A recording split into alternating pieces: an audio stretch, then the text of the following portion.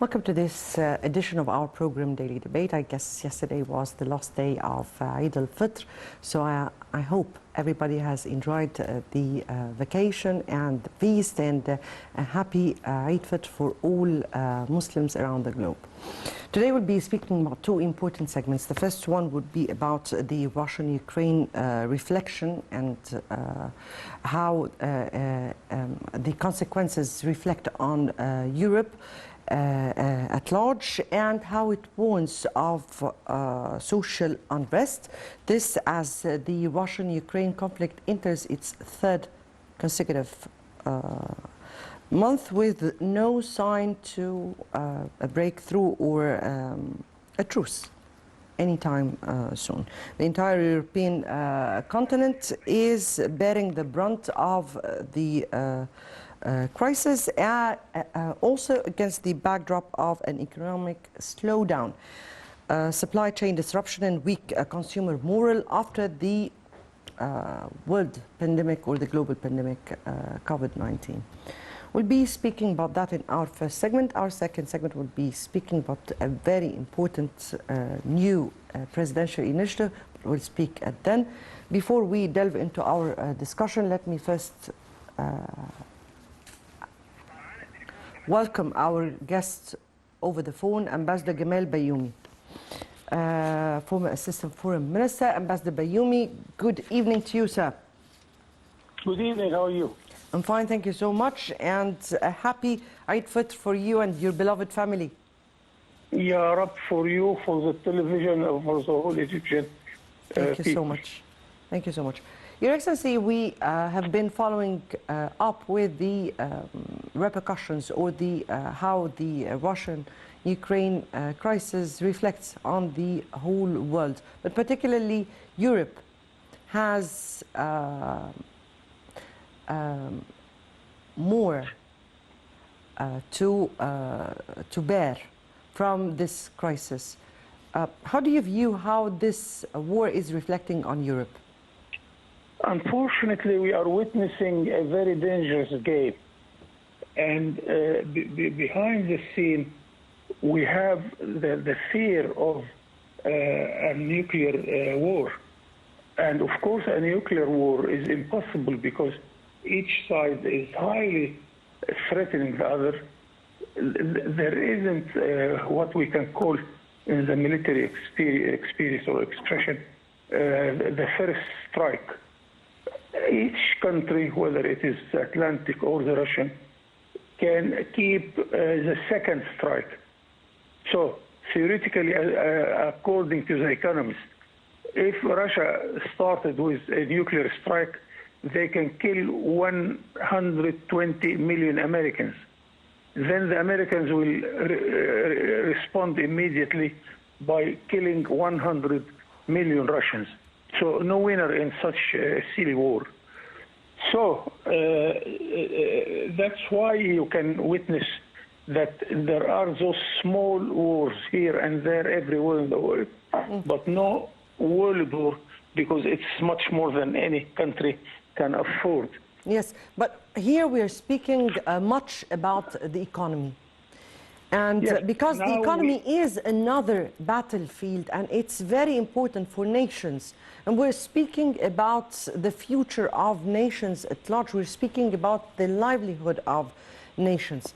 Here in many parts of Europe, there is this rising energy prices, the subsequent inflation, the food security and the food chain.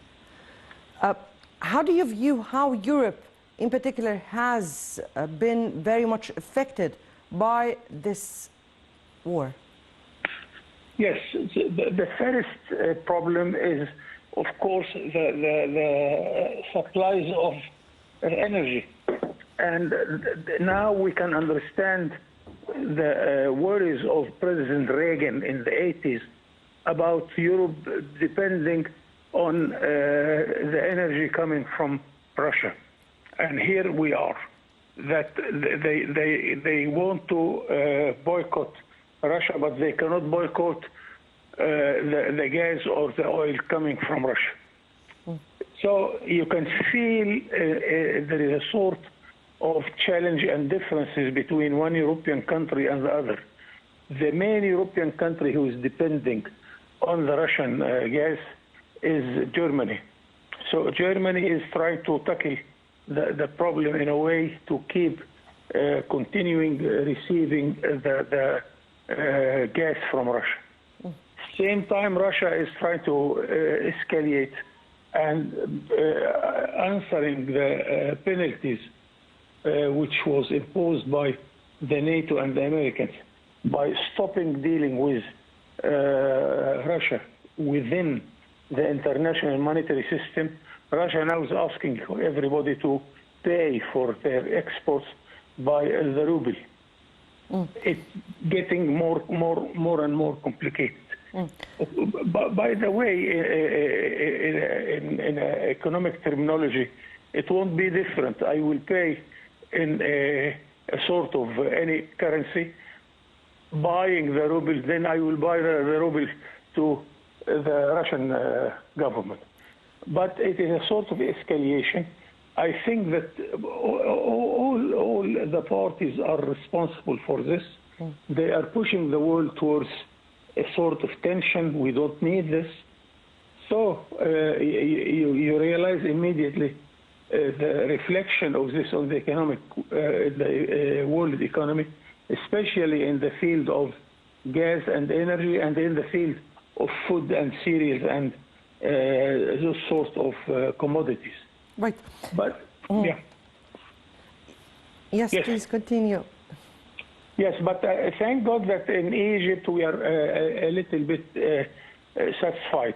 But before we go to Egypt, here I have to speak more about how this whole issue is really reflecting globally, and we're speaking about ever since this conflict erupted, and the whole West, including definitely the Eurozone countries, have been imposing several rounds of sanctions in order to cripple the Russian economy. However, that came at the backdrop of the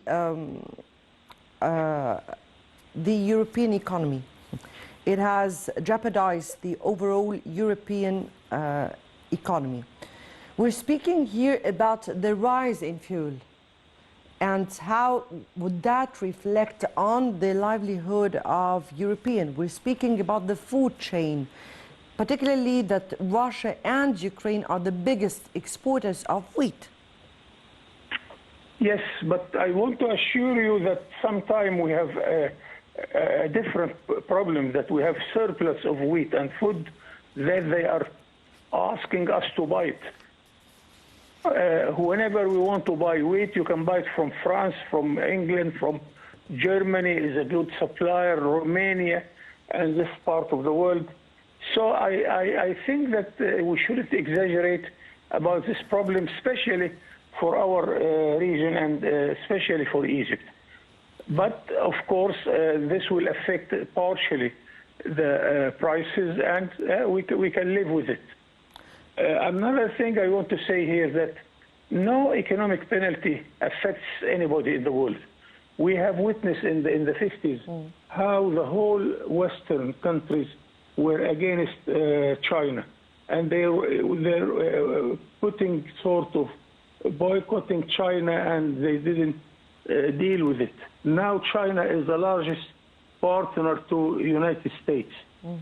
So the boycotting is not an answer to any economic problem. But we have to live with those troubles for some time, especially that, as I'm trying to say, that you do not have one European opinion there, because part of Europe is affected by the opinion of the United States, and the others are trying to have their own opinion, such as France or Germany. Yeah, when we talk with the Europeans sincerely, they confess to you that they have a very good economic organization, but they are very weak concerning security and political matters, and they depend totally on the umbrella of the United States concerning the coverage of the defense. Finally here, sir, and I only have few minutes for this segment, only 2 minutes. Can we say that the conflict is a proxy one between the United States and Russia, which is being fought in Europe and for which Europeans are paying a heavy price? And to which extent do we really need this or all sides to come to reason for the nations and the whole world? I think Europe, America, and the NATO in general played cleverly when Russia stopped the policy concerning the communism, and they started to have free economy. And they adopted Russia as a member of the G7, became G8. That was good, but unfortunately it did not continue. Now they expel Russia from the G8 to be again G7, and they do not wait to keep in mind that Russia, after all, now is not Russia of Yeltsin and Gorbachev. It's much stronger. Yes, yes. So I can feel lately that each side try to take a step back, not to continue the conflict. But it's a matter of who will prove that he is stronger. So we shall see this for the coming few weeks. Yes, and I remains to be seen. A sort of solution to satisfy most of the players. Indeed. Indeed. Ambassador Gamal Bayoumi, former Assistant Foreign Minister, thank you so much for being with us tonight. Before we start with our second segment, let me first have this quick report on Russia-Ukraine conflict reflect harshly on Europe, warning of social unrest. Let's watch. The Russian-Ukrainian war is now in its third month, and it continues to impact many nations in numerous fronts: energy security, food security, climate change mitigation, and even geopolitics. It is worth noting that when Russia invaded Ukraine on the 24th of February this year, the world was already struggling with high prices of goods, including energy and food, as the world struggled to re-establish supply chains interrupted by 2 years of COVID pandemic. The International Monetary Fund warned of severe economic consequences for Europe from the Russian-Ukrainian war and has slashed its economic growth estimates, noting that the war is a serious setback to Europe's economic recovery.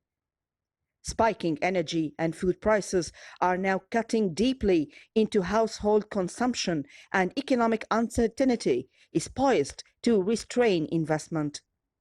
Several major economies, such as France, Germany, Italy, and the United Kingdom, are projected to barely expand or even contract for 2 straight quarters this year. Germany is among the hardest hit, with its energy-intensive large manufacturing sector and export-oriented economy. Over the past 6 months, economists have halved the 2022 economic growth forecast for Germany, while inflation expectations are 3 times higher. Outside the EU, the UK economy nevertheless suffers from similar energy price pressures and flattening growth this year, following what is forecast to be the largest drop in real income since records began in the 1950s. However, in the United Kingdom, high prices of imported goods are coupled with a tight labor market that raises the prospect of a more persistent high inflation. The grim turn of events over the past month has inevitably raised the much-dreaded specter of stagflation, a period characterized by economic stagnation, high inflation, and high unemployment. All major European economies, except Spain, are forecast to show around zero growth in the middle of this year, with some falling into recession, defined as 2 consecutive quarters of economic decline. EU officials have sought to reassure citizens that food supplies are guaranteed, but that medium-term responses are needed to avoid shortages. The European Commission has urged citizens to drive less, turn their heating and air conditioning down, and work from home 3 days a week to reduce reliance on Russian oil and gas and save households close to €500 on average. Altogether, the food crisis, the power crunch, the supply chains collapse, and the overall trade disruption precipitated by the Ukraine war presage a long, arduous path for the European economy, where high inflation is no longer a temporary dilemma, as many had anticipated before the invasion, and instead becomes a challenge for the long haul, pushing the ECB's 2% target into an uncertain, distant future. Well, welcome back and to our next segment, which is also as important as the first one. And this new presidential initiative, the National Project for the Development of the Egyptian Family. And President Abdel Fattah al-Sisi has held a meeting with a number of ministers, of course with the Prime Minister and a number of ministers, to follow up on this national program for rural women pioneers and the National Project for the Development of the Egyptian Family. The project is based on several axes related to economic empowerment, specifically for women, through realizing the financial independence, job provision and social services, interventions with the aim of training and qualifying medical staff, arranging. That is definitely in arrangements with the NGOs and the civil society organizations. That initiative is as important as the past very important presidential initiatives that were launched during the past 8 years, the most important of which so far was the Decent Life. Let me highlight this new presidential initiative with my dear guest, Mr. Muhammed Amer, International Coordinator of the Youth Conference, and thank you so much for being with us. Thank you so much. Thank you so much for having me on board. It's a privilege. Thank you so much. The pleasure is all ours. Thank you. And if we start, shall I start with identifying what is the National Project for the Development of the Egyptian Family, so people would really understand? Of course. So since day one, President Abdel Fattah al-Sisi has been calling for encouraging the role of civil society organizations. One of the main players of such organizations is females or women, as we had His Excellency has been focusing on this throughout his term, first and second term. So speaking of numbers, we have 50 million females in Egypt. So you are typically half of the society, as they always tell us. So I think that focusing on this plays a major role in enabling and encouraging further players on social integration in Egypt. So I think this is a very important initiative to be launched. This goes in line with other and further initiatives launched by the presidency itself.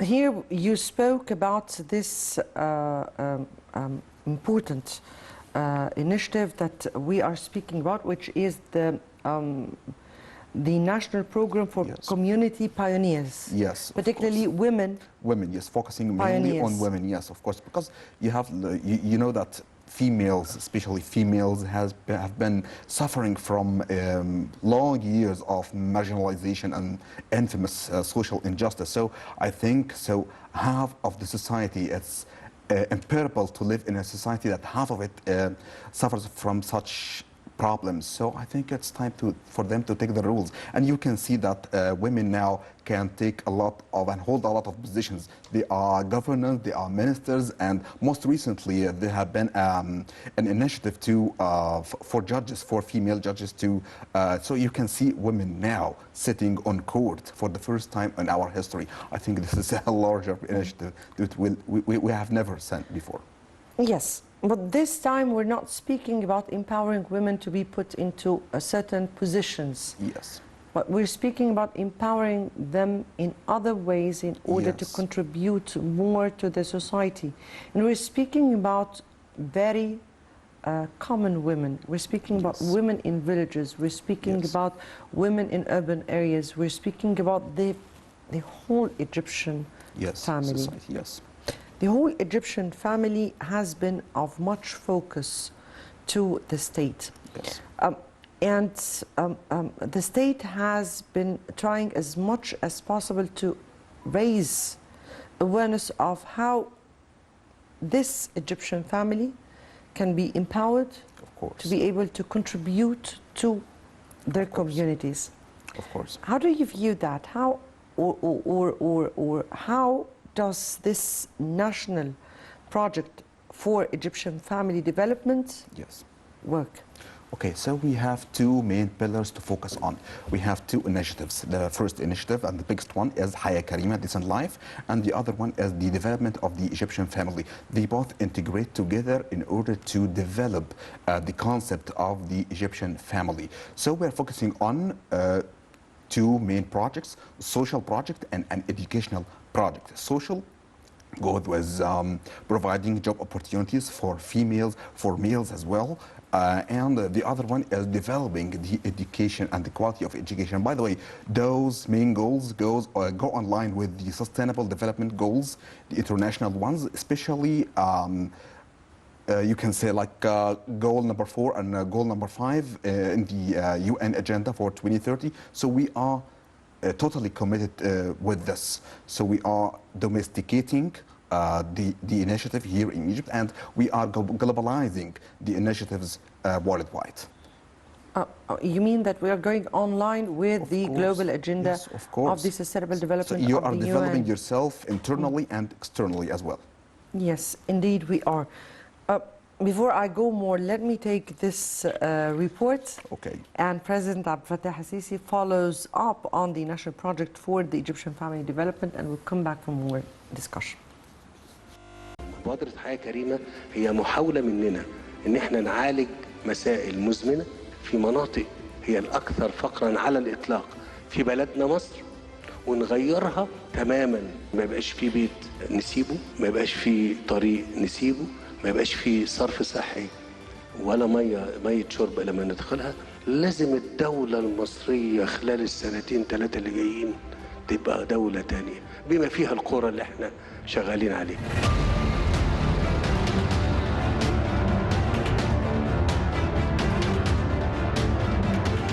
President Abdel Fattah al-Sisi held a meeting on Sunday with Prime Minister Dr. Mustafa Madbouli and a number of concerned ministers and officials to discuss developments of the Egyptian Family's National Project.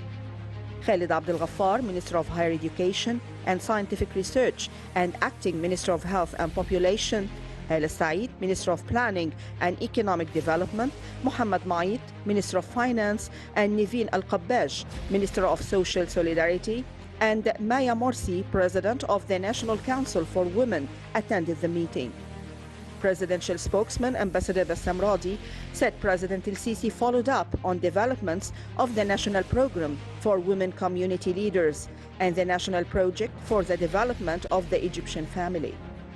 He added that the President instructed concerned officials to strengthen and support the role of NGOs and coordination mechanisms between them and the pioneer women's system due to their impact and importance, as well as the formation of specialized working groups to study all common societal problems that they discover during their work on the ground. He also called for providing academic support for these efforts through universities located in the geographical scope of the work of pioneer groups in coordination and harmony with the state's initiatives in this regard, such as Egyptian family development and a decent life. The executive position of the National Project for the Development of the Egyptian Family was presented in its various axes and with the participation of all the competent agencies, as well as the geographical scope of the project.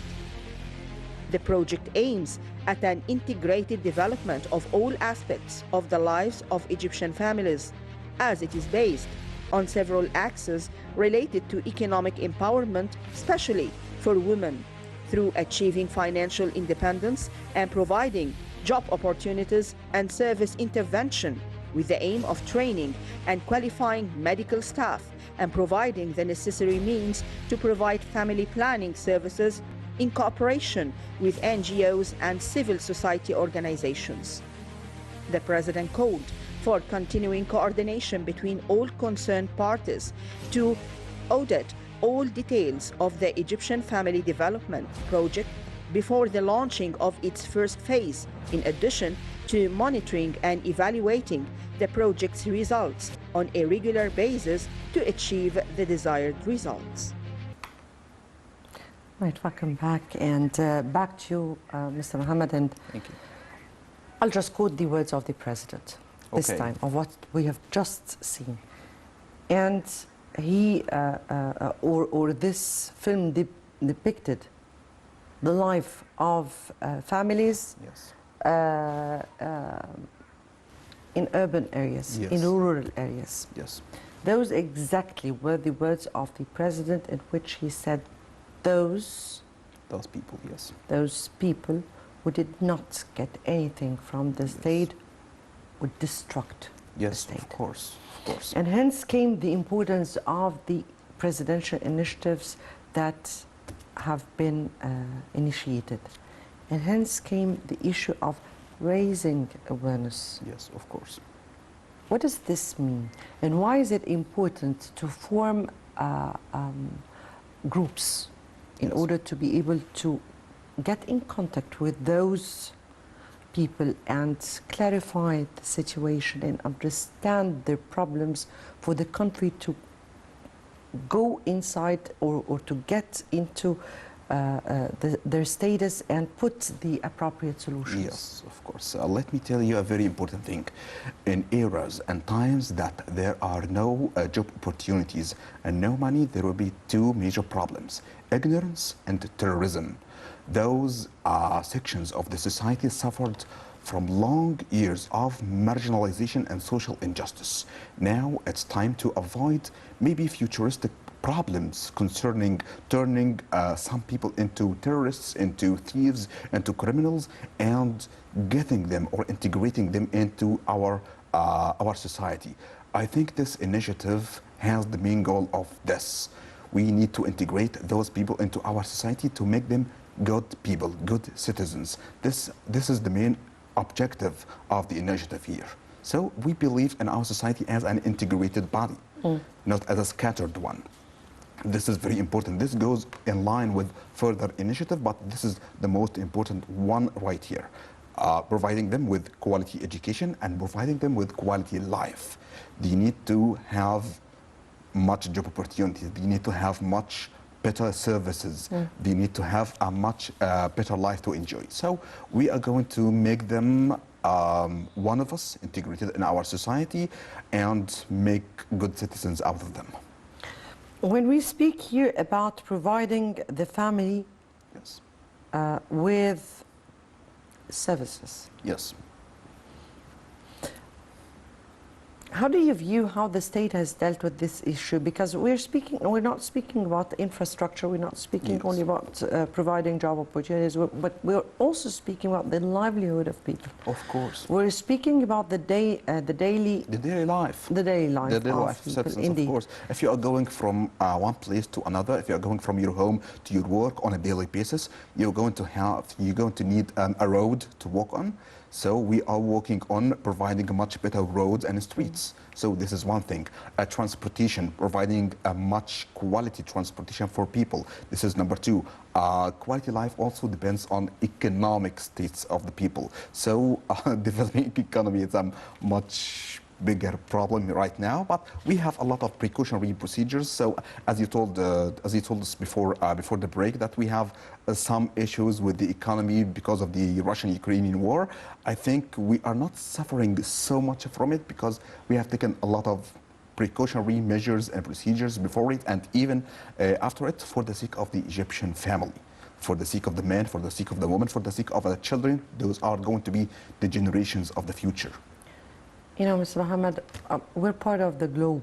Yes, of course. And we have been This is going to through a affect us, lot, yes, a of lot, course, particularly in of the course. previous Yes, years, yes. in order to reach what we are in today. But certainly we are affected in a way or another. Yes. But at least At we're least. managing. Yes, of course. We have, And we are we're going managing to better suffer, than yes, even some but developed countries. Much if you were suffering. We're going to deal with this in a way or another. We're going to suffer, but much fewer suffering than other countries, because self-prepared countries or previously prepared countries can do much better than other countries. We've taken further precautionary measures, such as stopping unnecessary imports, providing and encouraging exports. Most recently, numbers say that we have purchased, and the Egyptian Central Bank have purchased 44 tons of gold in order Yes, to that was, decrease the dependency on US dollars. I think this goes for the benefit of the Egyptian family on the street. I think this is a globalized matter, this is an international matter, but it deeply affects the man on the street. I'm one of them, and we are all affected in prices, in rates, the daily life. Our daily lives are badly affected, but I think with some measures, they're going to suffer much fewer than other countries. That we have been Yes. way ahead with our reform programs in order to be able to one part of this world, to outstand what we are going Yes. through right now, but also we have to work. Yes. And hence came such initiatives in order to make this understood. I mean, here, yes, the state is working from one side, Yes. but the citizen himself Yes. has to work Yes. with Yes. the state in order to be able to overcome Yes. the situation. And here came the issue of, again, I'm stressing on raising awareness, because Yes. this is the main battle, Yes. the battle course, of of course, awareness. course. If a citizen knows exactly what he needs to do in the future, of course, because look at this. I work as a professor, and I always tell my students, my dear students, do not wait for the formal education or for the formal employment, because maybe you do not have it one day. You can collect your papers, your documents, and go to, for example, Ministry of Investment. You can open your own enterprise. You can open your own projects. The state is providing those projects with a lot of funding, a lot of money, so you can open your own business. I think providing the society with this much of awareness will change how people think of this. If you're going to think much better than all days people wait for the formal employment. I'm going to be an employee in the government and so on. We're not doing this anymore.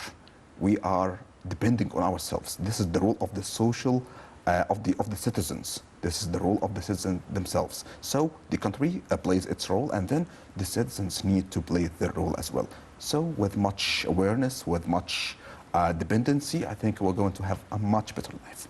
If we speak about the initiative and the initiative or the development of the Egyptian family Yes.